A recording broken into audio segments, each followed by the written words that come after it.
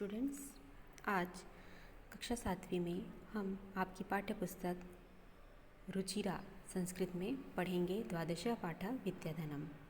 अब बच्चों पढ़ते हैं विद्याधनम। पहला श्लोक है, देखिए। न चौरार्यम न च राजहार्यम न भ्रातृराज्यम न च भारकारी व्ययकृते वर्धत एव नित्यम विद्याधनम सर्वधन प्रधानम। न चौरार्यम अर्थात जिसे चोरों के द्वारा नहीं चुराया जा सकता। न च राजहार्यम मतलब जिसे राजा के द्वारा छीना भी नहीं जा सकता।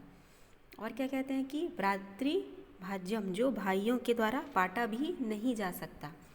व्यय कृते वर्धत एव और जो क्या करता है, व्यय करने से, खर्च करने से और सदा बढ़ता ही जाता है। विद्याधनम सर्वधन प्रधानम, ऐसी जो विद्या है वो क्या है, सभी धनों में प्रधान है ना। तो ये जो हमारा पाठ है ये विद्या के ऊपर आधारित है बच्चों, है ना। तो विद्याधन मतलब विद्या रूपी धन। तो हमारा पहला श्लोक क्या बोला कि इसे चोरों के द्वारा चुराया नहीं जा सकता और राजाओं के द्वारा छीना नहीं जा सकता। यह भाइयों के द्वारा बांटा नहीं जा सकता और यह बोझ भी नहीं बढ़ाता। न च भारकारी, यह जो है बोझ भी नहीं बढ़ाता और खर्च करने पर सदा ये बढ़ता ही जाता है। और यह विद्या रूपी धन सभी धनों में श्रेष्ठ है, प्रधान है। ठीक है। फिर देखिए, विद्या नाम नरस्य रूपमधिकम प्रच्छन्न गुप्तम धनम विद्या भोग करी यश सुख करी विद्या गुरुनाम गुरु विद्या बंधुजनों विदेश गमने विद्या परा देवता विद्या राजसु पूज्यते न ही धनम विद्या विहीना पशु। क्या कह रहे हैं कि विद्या जो है, विद्या नामक वस्तु मनुष्य का अतिरिक्त सौंदर्य है। प्रच्छन्न गुप्त मतलब अतिरिक्त, ये जो है प्रच्छन्न गुप्त मतलब सुरक्षित धन है। तो विद्या नामक वस्तु मनुष्य का अतिरिक्त सौंदर्य है और एक छिपा हुआ, प्रच्छन्न गुप्तम छिपा हुआ और सुरक्षित धन है। विद्या भोग करी यश सुख करी विद्या गुरु नाम गुरु, विद्या भोगों को देने वाली और यश व सुख को दिलाने वाली है।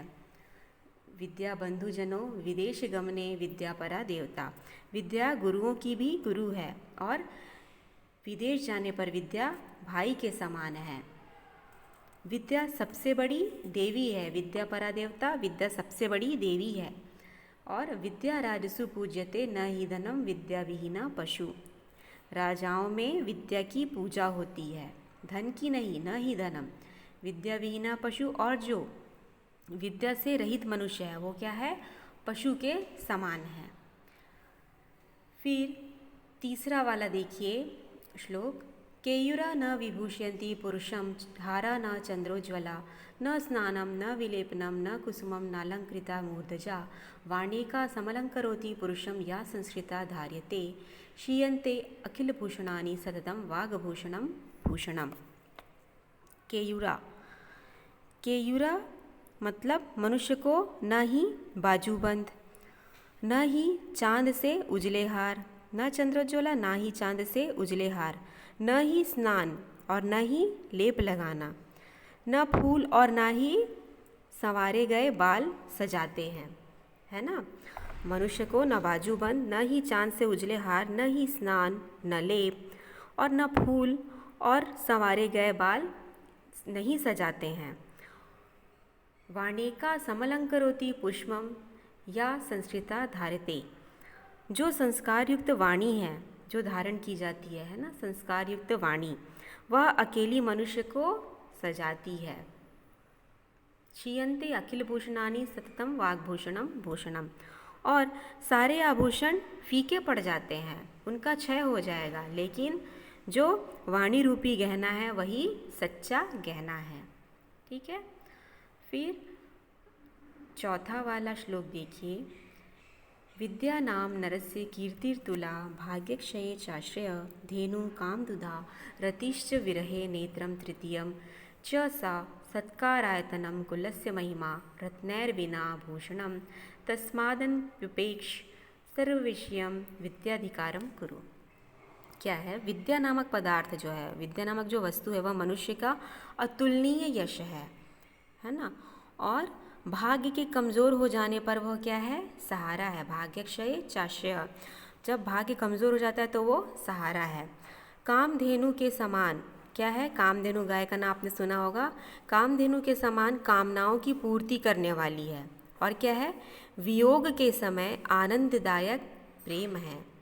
वियोग के समय रतिष्ठ विरह, वियोग के समय आनंददायक प्रेम है। और वह तीसरा नेत्र है। कौन? विद्या। सम्मान का घर है और कुल की महिमा है। सम्मान का घर है और कुल की महिमा है। बिना रत्नों का आभूषण है, इसलिए अन्य सभी विषयों को छोड़कर विद्याधिकारम कुरु, विद्या पर अधिकार करिए। ठीक है स्टूडेंट्स, ये है आपका द्वादशा पाठा। इसके में श्लोकों का अर्थ हमने पढ़ा। नेक्स्ट क्लास में आपको इसके अभ्यास कार्य का PDF बना के सेंड कर दिया जाएगा। आज की क्लास में इतना ही।